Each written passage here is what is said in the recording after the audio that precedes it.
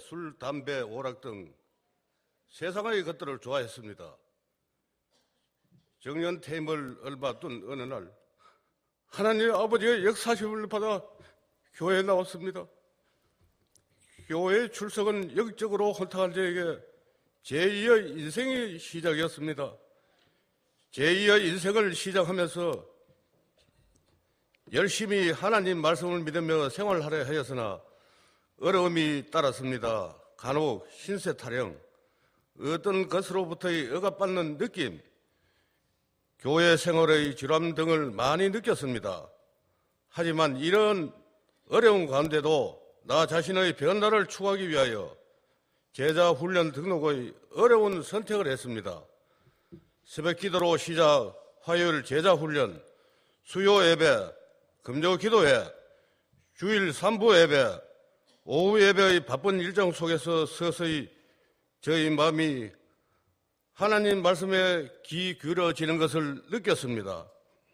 제자 훈련의 시간이 지루하지는 않았으나 화요일이 다가오면 걱정이 앞섰습니다. 제자 훈련 과제들, 특히 잘 되지 않은 큐티며 독서는 하는 일 없이 놀고 있는 제가 아무리 열심히 해도 어려운 과제들이었습니다. 한마디로 등록과 수료가 번개처럼 지나가는 바쁜 날들이었습니다. 예배 생활과 제자 훈련을 통하여 점차 세상에서 벗어나 모임도 정리가 되고 세상에서 정의된 것들이 나에게서 점점 멀어지며 교회 생활이 지루하지 않게 되었습니다. 매일 새벽 기도로 시작해서 저녁 가정 예배까지 하나님 아버지 은혜 속에 살고 있음을 감사드리며 오직 하나님께 영광을 올립니다.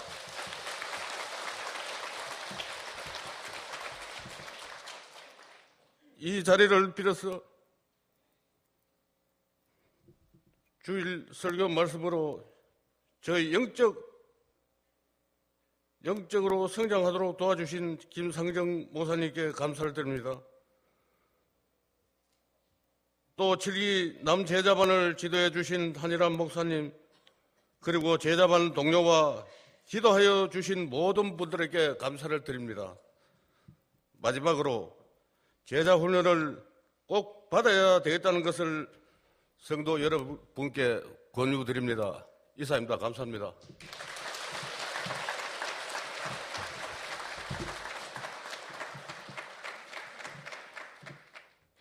예수님처럼 되며 예수님처럼 살기 원하는 제자훈련생 박현아입니다. 저는 미지근한 라오디게아 교회처럼 뜨뜻 미지근한 상태로 40여 년을 살았습니다. 믿음의 가정에서 태어나고 자라면서 믿음은 손만 뻗으면 잡을 수 있는 가까운 곳에 있는 것으로 생각했고, 지금은 바쁘니까, 지금은 아이들이 어리니까, 그리고 먼저 해야 할 중요한 일들이 있으니까 나중에 시간 날 때에도 마음만 먹으면 얼마든지 할 수 있다고 생각했습니다. 어렸을 때 들었던 얄팍한 성경 지식으로 텅텅 빈 나를 겉만 포장해서 교회 생활을 했고, 식사 시간에 머리 숙여 하는 기도 한 번으로 크리스찬이라고 홍보하며 살았습니다.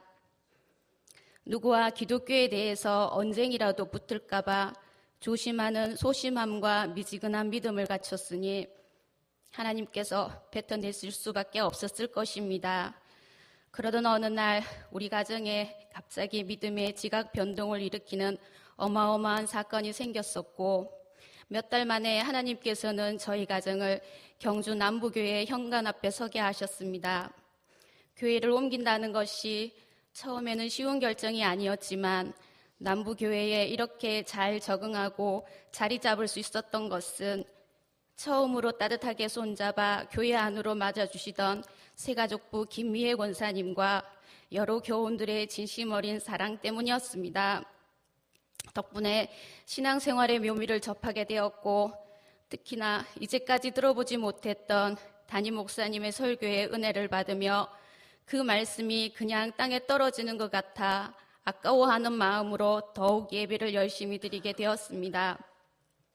그런데 이제껏 맛보지 못했던 그 말씀도 한 해, 두 해 지나면서 식상해졌는지 열정도 식고 반응도 시큰둥해졌습니다.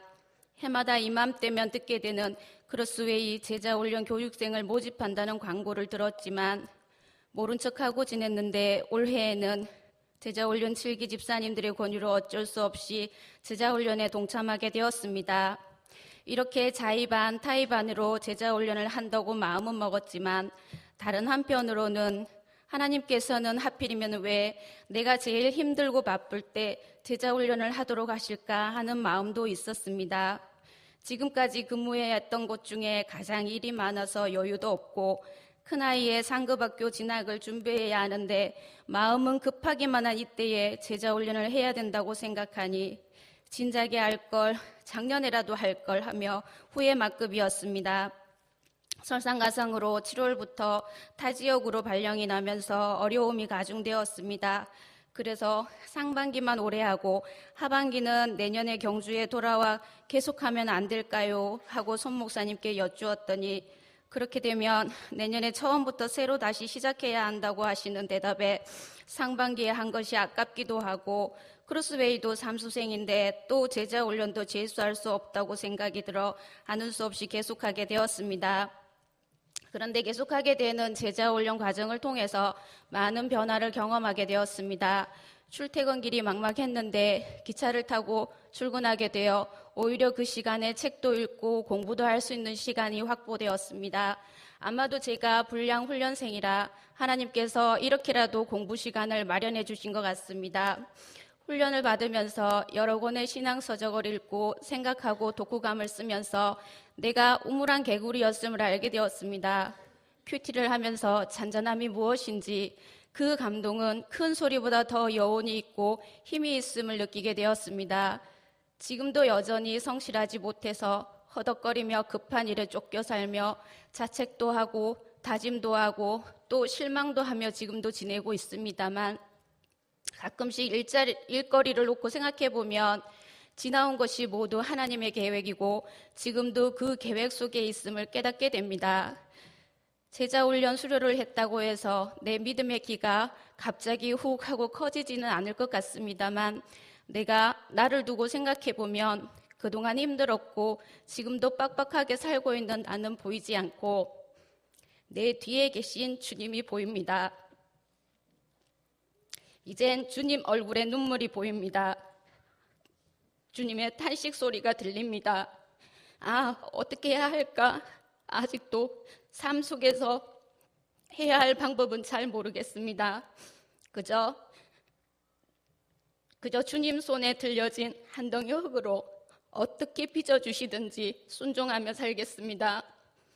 돌덩이처럼 단단한 날 부드럽게 만져주실 주님의 손길을 기다리겠습니다.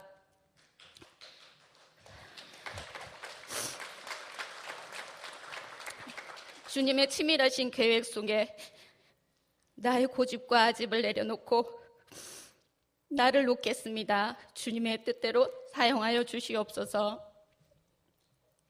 끝까지 낙오하지 않고 훈련을 마칠 수 있도록 귀한 말씀으로 힘과 용기를 불어넣어 주신 김상정 목사님과 알짜배기만 모아 하나라도 더 가르쳐 주시려고 화요일 저녁 늦은 시간까지 수고하여 주시고 친구처럼 때로는 언니처럼 폭풍수다를 나눠도 어색하지 않는 편안함으로 공예예배에서 느낄 수 없는 말씀의 맛을 알려주신 손성문 목사님께 감사드립니다. 그리고 중보기도로 도와주신 여러분들께 감사의 말씀을 드립니다. 무엇보다 이 모든 영광을 높으신 하나님께 올려드립니다. 모든 것이 다 하나님의 은혜입니다. 감사합니다.